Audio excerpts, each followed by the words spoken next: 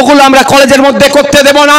শিক্ষার জায়গা শিক্ষা হোক, আরো ভালোভাবে কিভাবে শিক্ষা হবে, আরো বেশি করে ডিপার্টমেন্ট কিভাবে খুলবে, আরো ভালো ভালো ফ্যাকাল্টিস কিভাবে আসবে তার আলোচনা হবে। সেই জন্য ওরা সহ্য করতে পারছে না আমাদের ছাত্র জনতা সমাবেশকে ভুলণ্ডিত করার জন্য মিসগাইড করছে।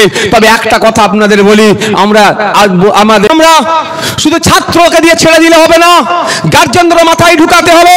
তাই গার্জেনদেরকেও ডাকা হয়েছে, জনতাকেও ডাকা হয়েছে। 2012 সাল থেকে 2024 সাল এই সময়ে পশ্চিম বাংলাতে প্রায় 25,000 স্কুল বন্ধ হয়ে গেছে। ওই 25,000 প্রাথমিক স্কুলগুলো কোথায়? এই ভাঙড়ে না হলেও পশ্চিম বাংলার বিভিন্ন প্রান্তে আছে। ওই স্কুলগুলোতে কারা পড়াশোনা করে? যারা দিন আনে দিন খায়, যাদের মজুরি 250-300 টাকা, তাদের বাড়ির ছেলেরা, কৃষক, ডে লেবার, আপনার যারা আছেন আর্থিকভাবে যারা দুর্বল, তাদের বাড়ির ছেলেরা ওই 25,000 স্কুলে পড়াশোনা করতো। যখন ওই 25,000 স্কুল বন্ধ হয়ে গেছে, তারা কি টাকা দিয়ে আর প্রাইভেট স্কুলে পড়াতে পারবে? ক্ষতি কার হচ্ছে? কি গো, বুঝতে পারলে? অন্ধকার জগতের প্রাণীর আলোকে তারা কি হয়? আজকে আপনি পশ্চিম বাংলায় গার্জেনরা আসছেন, জানতে হবে গার্জেনদেরকে এই জন্য ডেকে নিয়ে এসেছি। আপনার আমার ক্ষতি হচ্ছে, তাই আপনাকে আমাকে এক জায়গায় থাকতে হবে, এক জায়গায় থেকে আওয়াজ তুলতে হবে। তাই আপনাদেরকে আজকে ডাকা হয়েছে। আপনি অবাক হবেন, শুভেন্দু অধিকারী বড় বড় গল্প দেয়, হিন্দু হিন্দু ভাই ভাইয়ের গল্প দেয়। শুভেন্দু অধিকারীকে প্রশ্ন করতে হবে, 2011 বছরে সারা ভারতবর্ষে প্রায় 90,000 স্কুল বন্ধ হয়েছে। এই 90,000 স্কুল বন্ধ হয়ে গেছে, এর দায় কিন্তু নরেন্দ্র দামোদর দাস মোদীকে নিতে হবে, শুভেন্দু অধিকারীর বসকে নিতে হবে। শুভেন্দু অধিকারীকেও কিন্তু গণতান্ত্রিক প্রক্রিয়ায় ছেড়ে কথা বলা হবে না। স্কুল বন্ধ হলে লাভ কার লস কার জানেন? স্কুল বন্ধ হলে লস আপনার। এই যা গার্জেনগুলোকে ডেকে নিয়ে এসেছি আজকে তাদের, আর লাভ শিল্পপতিদের, পুঁজিপতিদের। আমি একটা উদাহরণ দিচ্ছি। শানপুকুর গ্রাম অঞ্চলের মাঝেরাইট গ্রামে একটা প্রাইমারি স্কুল আছে। ওই প্রাইমারি স্কুলটা বন্ধ হয়ে গেলে লাভ কার হবে? সরকারের হবে, লস হবে ওই এলাকার মানুষের। কারণ স্কুলটাকে জেসিপি লাগিয়ে কি তুলে নিয়ে চলে যাবে নাকি? এরকম হয়? তাহলে ওই স্কুলটা কিছুদিন বন্ধ থাকবে।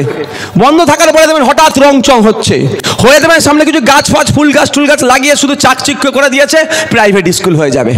যেটা 250 টাকা দিয়ে আপনার ছেলে 1 বছর ধরে পড়াশোনা করতো, ওই স্কুলই আবার প্রাইভেট হয়ে যাবে, আদানি আম্বানি শিল্পপতিদের হাতে তুলে দেবে। ওই স্কুলটায় কি হয়ে যাবে? তখন মাসে 2000 টাকা দিয়ে আপনার ছেলেকে পড়াতে হবে। আপনি পারবেন না? সম্ভব কি ভাই?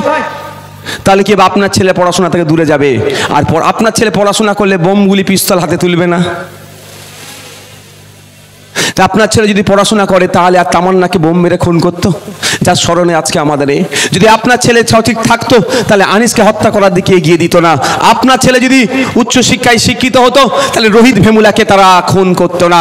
সলিল আবার যেগুলো ইতিহাসগুলো আছে সেগুলো আর তৈরি হতো না। তাই বন্ধুগণ, আপনাকে আমাকে তৈরি হতে হবে, আপনাকে আমাকে জাগ্রত হতে হবে, আপনাকে আমাকে আপনার আমার লড়াই লড়ে নিতে হবে।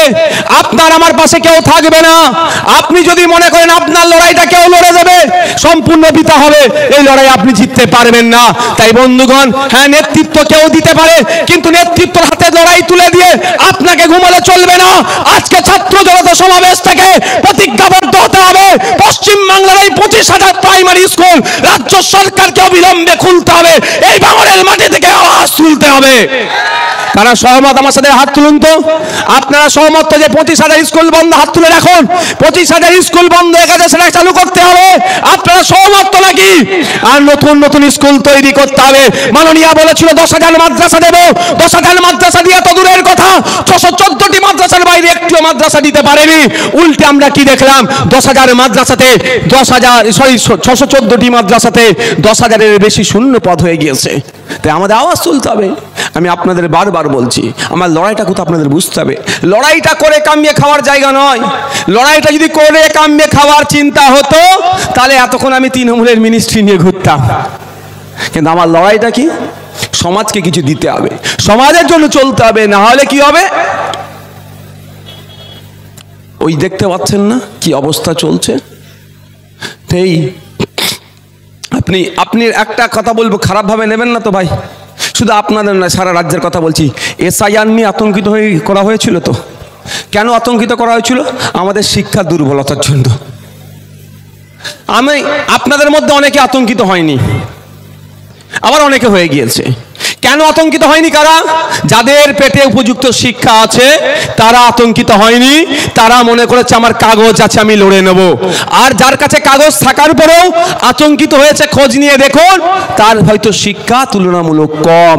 তাই আপনাদের বলবো, যদি আপনি লড়াই করতে চান, যদি মাথা তুলে বাঁচতে চান, আপনার অধিকার যদি আপনি বুঝে পেতে চান, তাহলে আপনার প্রথম কাজ হবে, আপনি এখন বড় হয়ে গিয়েছেন, আপনি এখন শিক্ষা অর্জন করবেন না, আপনি স্কুলে যাবেন না আপনি কামাতে যাবেন, এইটা সমস্যায় পড়ে যাবেন। আমি বলবো আপনাকে এখন কামাতে যেতে হবে, আপনি স্কুলে যেতে হবে না। আপনার বাড়ির যে বাচ্চাটা আছে তার কথা ভাবুন, তাকে কিভাবে উচ্চ শিক্ষায় শিক্ষিত করব তার কথা ভাবুন। তা না হলে কিন্তু আপনার যেরকম ধ্বংসের দ্বার প্রান্তে এসে দাঁড়িয়েছেন, আপনার ছেলেটা কিন্তু ধ্বংস অলরেডি হয়ে যাবে।